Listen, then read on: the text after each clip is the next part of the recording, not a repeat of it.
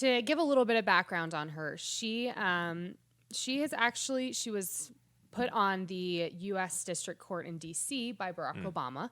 Not a good start. Yeah, early in his presidency, he put her on that district court, which is one of the most powerful courts in the country. And so it wasn't shocking that Biden, picked her.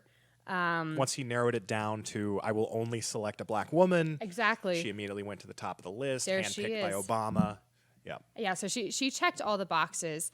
And so as this hearing unfolded, naturally, despite her protestations that not just one case can define her qualifications, the senators went largely over a lot of her history with some of these cases, particularly, highlighting all of her views on, the big issues. Yes. What are your issues on abortion, on men and women, on these child pedophilia cases? And so for a little bit of background on her, she is pro-choice. No surprise there, since she's a Biden pick. Yeah. She deigned to not say what a woman is, and so her whole view on that, on the whole sexual spectrum, is pretty questionable. Yeah. And seems to be pretty progressive. And then, of course, these pedophilia cases, which are shocking, yeah, disturbing, because she, in two specific cases, but also in others, she gave some pretty low sentences to people who were in possession of child porn, and another man who was intending to go cross state lines to go meet a 9-year-old for a sexual encounter.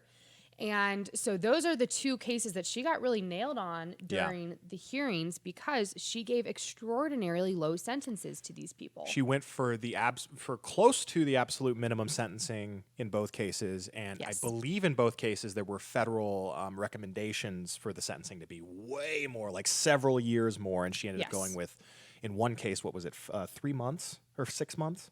3 months. 3 months in one case. So mere 3 months. So it's super shocking, but all these ideas sort of tie together. And so what we're going to start with is how she responded to a very basic, very simple question: what is a woman? We have a clip we're going to run for you of her being asked that question, and here was her response. Can you provide a definition for the word woman? Can I provide a definition? Mm-hmm. No. Yeah. I can't. You can't? Not in this context. So I'm not a biologist. The meaning of the word woman is so unclear and controversial that you can't give me a definition? Can't define woman. Can't define woman.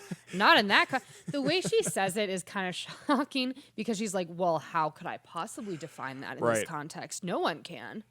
Yeah, there's a really funny meme going around. Unfortunately, we didn't pull it up for the show today, but there's a really funny meme going around where, they're delivering a baby in the doctor's office. The mom's going like, oh, is it a boy or a girl? And then the doctor's going, how am I supposed to know? I'm not a biologist. So it's just the insanity that our politics have gotten to. And, this is a political ideology that tells us that, gender is fluid, and what does it mean to be a woman? What does it mean to be a man? Well, really nothing. If you say you're a woman, that means you're a woman.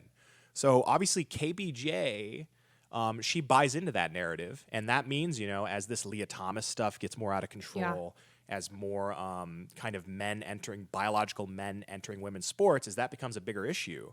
If a case dealing with that issue comes to the Supreme Court, well, we now know probably where one of the members of the court will rule. Right, exactly. So she's probably going to, it seems, always rule in favor of more LGBT rights.